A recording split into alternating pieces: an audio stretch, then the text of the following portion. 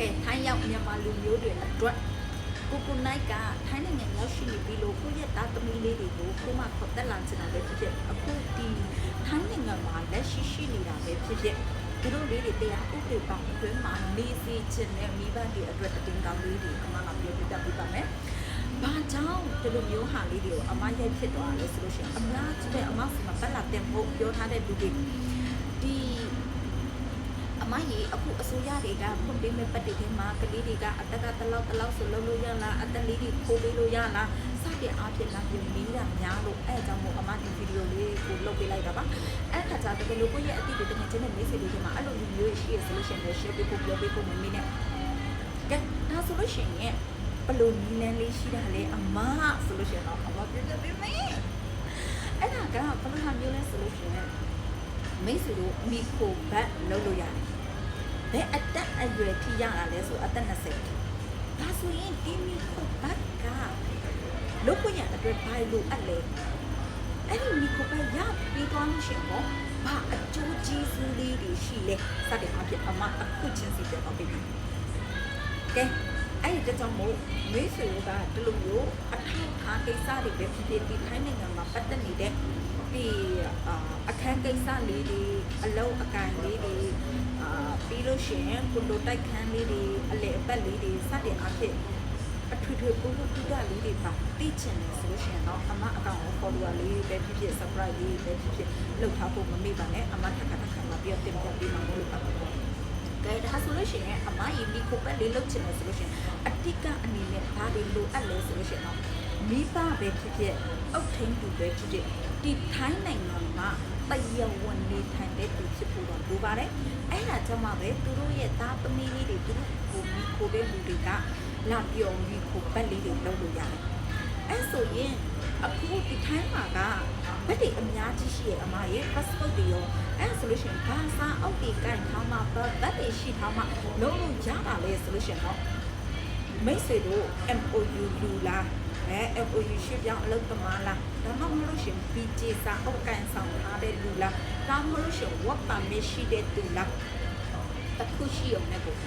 မိတ်ဆွေတို့ကိုမိခုံနေတဲ့တာသမီလေးတွေခေါ်လာပြီးတော့မိခုပတ်လုပ်လို့ရတယ်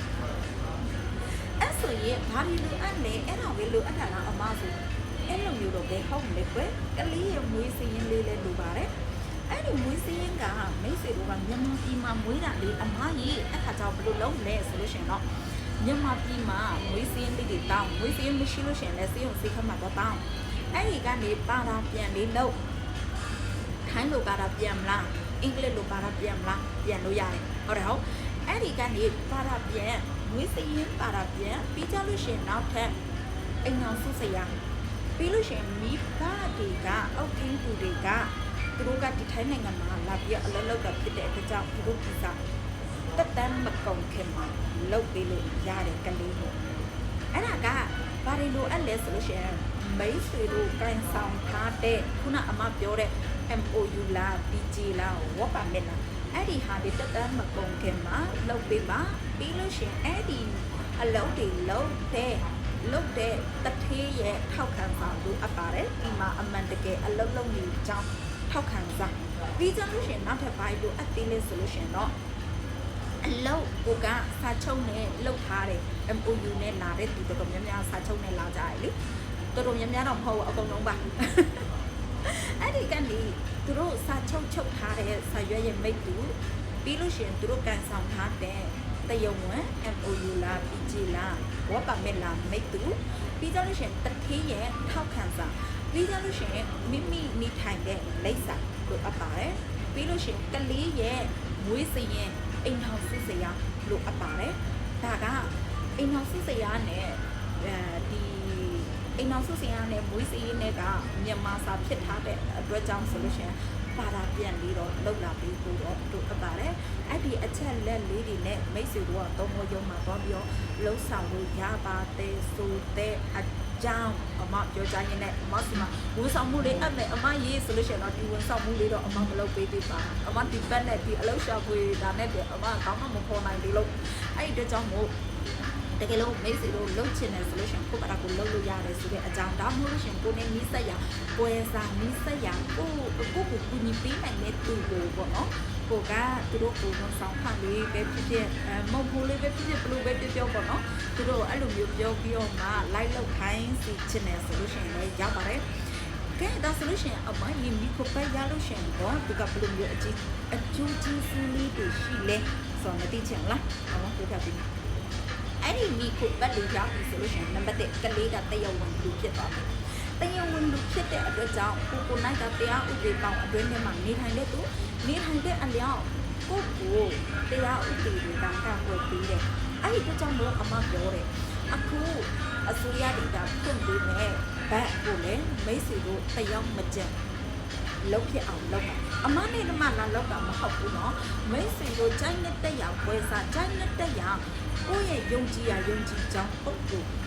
ဘယ်သူနဲ့မှမဆိုတော့လုပ်လို့ရတယ်ဒါမှမဟုတ်လို့ရှိရင်ကိုယ့်ဘာသာကိုလုပ်နေဆိုလို့ရှိရင်တော့မရသေးတယ်တကယ်လို့အမရေကိုယ့်ဘာသာကိုလည်းမလုပ်တော့ဘူးအခြေဆက်လည်းမရှိဘူးတခြားပွဲစားတွေလည်းမယုံကြည်လို့ကအမရေဆိုလို့ရှိရင်အမစီလာခဲ့ရတယ်အမလုပ်ပြီးဟုတ်ပြီလားဝန်ဆောင်ခလေးတော့ရှိရပါတော့ဒါအပွင့်လင်းဆုံးပြောတာ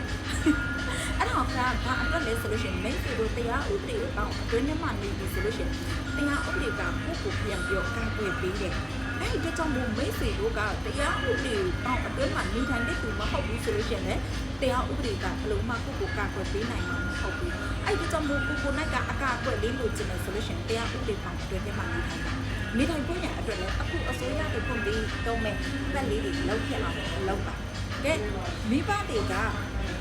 အဲ့လိုမျိုးဘက်ရှိတဲ့အလျောက်ဒါကမိတွေလည်းမိကိုဘက်လေးလုပ်လို့ရပြီဆိုလို့ရှိရင်ကလေးကလည်းတရားဥပဒေပေါင်းအတွင်းထဲမှာနေရတဲ့သူဖြစ်သွားပြီဖြစ်တဲ့အတွက်ကြောင့်မိဘတွေအတွက်လည်းစိတ်ချရတယ်လုံခြုံကလေးအတွက်ဟုတ်တယ်ဟောကဲနောက်ထပ်ဘိုင်ကျူးဂျေဆုတွေရှိသေးလဲဆိုလို့ရှိရင်တော့ကျောင်းတက်လို့ရတယ်ကလေးကအဲ့ဒီမိကိုဘက်နဲ့တွားပြီးတော့ကျောင်းတွေလည်းတက်လို့ရတယ်ပြီးကြလို့ရှိရင်ဆေးရုံဆေးခန်းတွေမှာလည်းပြလို့ရတယ်ပြီးလို့ရှိရင်အစိုးရအဖွဲ့အစည်းတွေနဲ့အပါအဝင်ဒီတရားဝင်ဘယ်လိုပြောမလဲဒီမိခိုပတ်လေးကိုပြချင်အားဖြင့်ကိုနိုင်ကတရားဝင်သူအဖြစ်ဖြစ်သွားပြီးတော့မှကိုကအထောက်ထားတစ်ခုအနေနဲ့ကိုကပြလို့ရတယ်အဲ့လိုဟာဆိုတော့ကိုအတွက်အထောက်ထားလေးလည်းဖြစ်တယ်တရားဝင်သူဖြစ်သွားပြီးဖြစ်တဲ့အတွက်ကြောင့်ကျောင်းလည်းသွားပြီးတော့တက်လို့ရတယ်စီယုံစီကန်းတွေလည်းကိုသွားလို့ရတယ်ခုတလောကြားနေရတယ်မလားထိုင်းအောင်မဟုတ်ဘူးဘာမရှိလို့မတကြိုရတာတော့စတဲ့အားဖြင့်ပြီးကြလို့ရှိရင်ဘာမရှိလို့အလုပ်လုပ်ရတာကလည်းအဆင်မပြေတာတို့ကောင်းပုံနဲ့ခံရတာတို့စတဲ့အားဖြင့်အဲ့လိုမျိုးမကြုံရလေအောင်ဒီလိုမျိုးအထောက်ထားလေးတွေလုပ်ထားစေချင်ပါတယ်ကလေးပဲဖြစ်ဖြစ်လူကြီးပဲဖြစ်ဖြစ်ပေါ့နော်ကိုနိုင်ကတရားဥပဒေအပေါင်းအတွင်းထဲမှာနေမှပဲတရားဥပဒေကကိုပြန်ပြီးကာကွယ်ပေးနိုင်မှာဖြစ်တဲ့အတွက်ကြောင့်ရတိုင်းကိုစီနဲ့အမှားတော့တိုက်တွန်းချင်ပါတယ်တရားဥပဒေပေါင်းအတွင်းထဲမှာနေထိုင်ပါဘယ်ရှောင်းလောက်ပါထိုင်းစကားတက်အောင်တင်ပါအဲ့ဒါမှလည်းသူတို့အရာရာအဆင်ပြေနေတခုရှိတာကဒီမီခိုဘက်ကအလုံးလုံးဖို့ရအတွက်မဟုတ်ဘူးနော်ဒီမီခိုဘက်နဲ့အလုံးလုံးလို့မရပါဟုတ်ပြီလားအလုံးလုံးချင်တယ်ဆိုလို့ရှိရင်အသက်16နှစ်ပြည့်ပြီဆိုတာနဲ့ဒီအခုအစိုးရတွေဖွင့်ပေးမဲ့တက်ကိုလာပြီးတော့လောက်ဆောင်ပါအဲ့ဒါကြောင့်မှပဲဝတ်ပါမစ်လေးတွေရပြီးတော့မှဝတ်ပါမစ်ဆိုတာအလုံးလုံးခွင့်ရဖို့ရအတွက်တောင်းခံတဲ့စာနော်ထိုင်းလူကไปอนุญาตทำงานမြန်မာလူကအလုံးလုံးဖို့ရအတွက်ခွင့်တောင်းထားတဲ့စာဗီဇာအင်္ဂလိပ်လူကဝတ်ပါမစ်ပေါ့နော်အဲ့လိုဟာမျိုးတွေအဲ့ဒါကြောင့်မို့အခုအမပြောရတဲ့ဟာကမီကိုကမီကိုနေထိုင်ကျောင်းတက်စီအောင်စီခံသွားလို့ရတယ်အထောက်ထားတစ်ခုခုအနေနဲ့ပြလို့ရတယ်ဒါပေမဲ့အလုပ်ကတော့ရှောက်လို့မရပါဘူးကဲဒီလိုမျိုးအထောက်ထားကိစ္စလေးတွေဖြစ်ဒီထိုင်းနိုင်ငံမှာပတ်သက်နေတဲ့အကြောင်းအရာလေးတွေအမြဲတမ်းသိလို့ချင်တယ်ဆိုလို့ရှိရင်သိချင်တယ်ဆိုလို့ရှိရင်အမအကောင့်ကို follower လေးတွေ subscribe လေးတွေလုပ်ထားဖို့မမေ့ပါနဲ့နောက်ခါအမထပ်ပြီးတော့အကြောင်းအရာလေးတွေလာပြီးပြောပြမလဲဆိုတာကစောင့်မျှော်ကြည့်ရင်းနဲ့အမတို့နောက်ဗီဒီယိုလေးမှာဆုံကြစို့ bye bye